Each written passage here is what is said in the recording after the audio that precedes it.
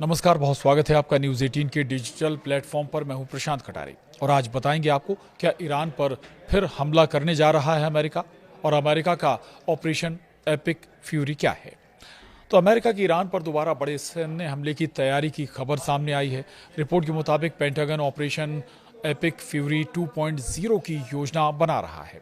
वहीं राष्ट्रपति Donald Trump अभी अंतिम फैसला नहीं ले पाए हैं। दूसरी ओर ईरान ने भी साफ किया है कि किसी भी हमले का जवाब देने के लिए वो तैयार है। तो अमेरिका और ईरान के बीच तनाव फिर बढ़ता दिखाई दे रहा है। रिपोर्ट के मुताबिक अमेरिका जल्द ही ईरान पर दोबारा बड़े सैन्य हमले कर सकता है।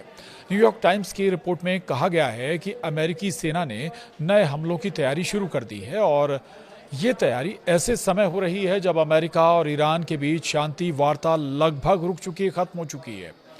वहीं अमेरिकी राष्ट्रपति डोनाल्ड ट्रंप हाल ही में चीन दौरे से लौटे हैं। चीन में उन्होंने राष्ट्रपति शी जिनपिंग के साथ ईरान युद्ध और स्ट्रेट ऑफ हॉर्मुज को लेकर बातचीत की थी। रिपोर्ट के मुताबिक ट्रंप ने अभी तक ये अंतिम फैसला नहीं लिया है कि ईरान पर फिर हमला किया जाए या नहीं। वहीं अप्रैल में युद्ध विराम लागू होने के बाद से हमले रुके हुए हैं, लेकिन ट्रंप ईरान के शांति प्रस्तावों से खुश नहीं है।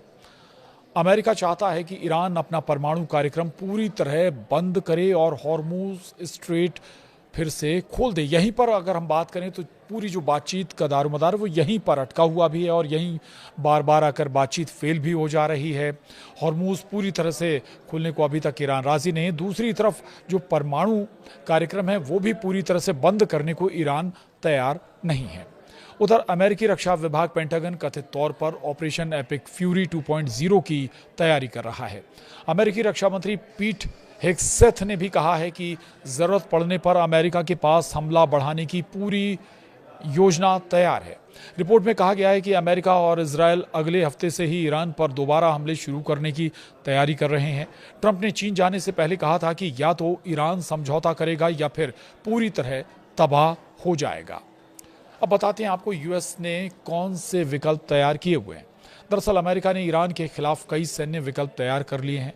पहला विकल्प है बड़े पैमाने पर हवाई और मिसाइल हमले करना, जो पहले भी अमेरिका करता रहा है, यानी कि एक साथ ताबड़तोड़ हमले और हवाई हमले और मिसाइलों से हमले। ये तरीका अपना सकता है अमेरिका और इसमें ईरान के सैन्य ठिकानों और ज़रूरी इमारतों को निशाना बनाया जा सकता है। पहले भी बड़े ठिकाने निशाने रहे हैं, एक बार फिर से उन बड़ी इमारतों और ठिकानों को जो रणनीतिक लिहाज से महत्वपूर्ण है उन्हें टारगेट किया जा सकता है।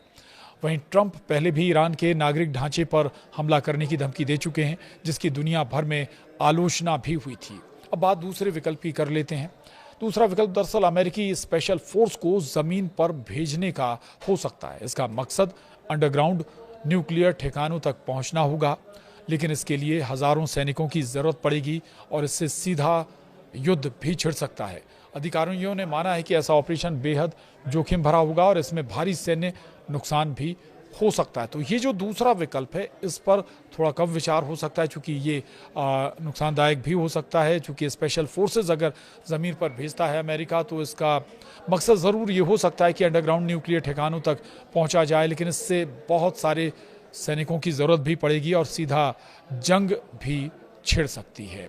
तो ये दूसरा विकल्प इस्तेमाल होने की कम आशंकाएं हैं। अब तीसरा विकल्प जरूर देख लेते हैं। तीसरा विकल्प क्या है? तीसरा विकल्प ईरान के खार्ग आइलैंड पर कब्जा करने का है और ये ईरान के तेल निर्यात का बड़ा केंद्र माना जाता है।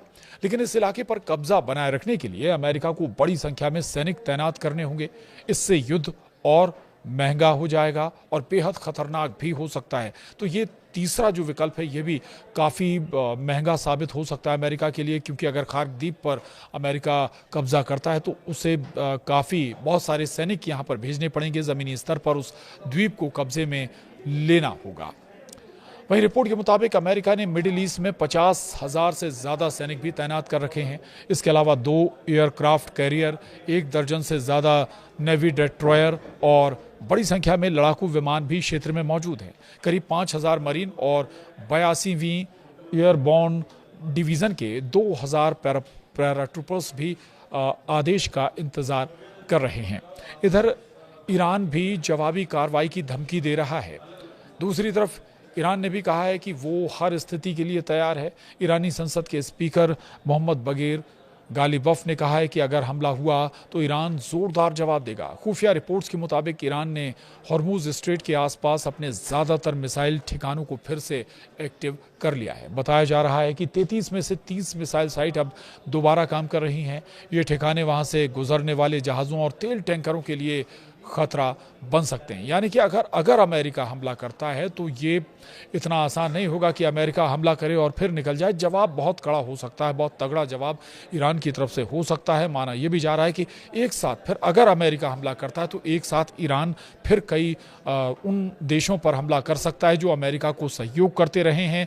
जिन देशों में अमेरिकी बेस हैं, मिलिट्री बेसेस हैं या एयरफोर्स बेसेस हैं, उन देशों को निशाना बनाया जा सकता है। उन देशों के रणनीतिक ठिकानों को टारगेट किया जा सकता है। और ऐसा पहले भी ईरान करता रहा है और वो बताता भी रहा है कि वो किसी भी सूरत में दबने वाला नहीं है और ना तो दबने वाला है और बल्कि कड़े अंदाज में जवाब भी देगा अमेरिका को। और ये पहले भी होता रहा है। और जब केवल अमेरिका नहीं, जब इजराइल ने हमले किए हैं ईरान पर, तब इजराइल पर कहीं ज़्यादा मजबूती के साथ ईरान ने इजराइल पर एक साथ कई हज़ार मिसाइलें दागी, जिसका खामियाजा भी इजराइल ने भुगता है। और ऐसे में अमेरिका को भी अगर अमेरिका हमला करता तो जवाब बहुत आसान तो नहीं होने वाला ईरान का, यानी बहुत सारे देशों को फिर से एक बार नुकसान होगा।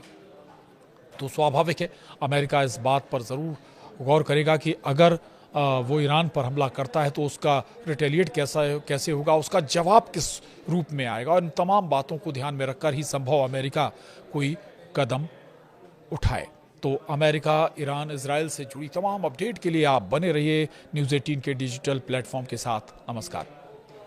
वहीं रिपोर्ट के मुताबिक अमेरिका ने मिडिल ईस्ट में 50,000 से ज़्यादा सैनिक भी तैनात कर रखे हैं। इसके अलावा 2 एयरक्राफ्ट कैरियर, 1 दर्जन से ज़्यादा नेवी डिस्ट्रॉयर और बड़ी संख्या में लड़ाकू विमान भी क्षेत्र में मौजूद हैं। करीब 5,000 मरीन और 82वीं एयरबोर्न डिवीज़न के 2,000 पैराट्रूपर्स भी आदेश का इंतज़ार कर रहे हैं। इधर ईरान भी जवाबी कार्रवाई की धमकी दे रहा है। दूसरी तरफ ईरान ने भी कहा है कि वो हर स्थिति के लिए तैयार है।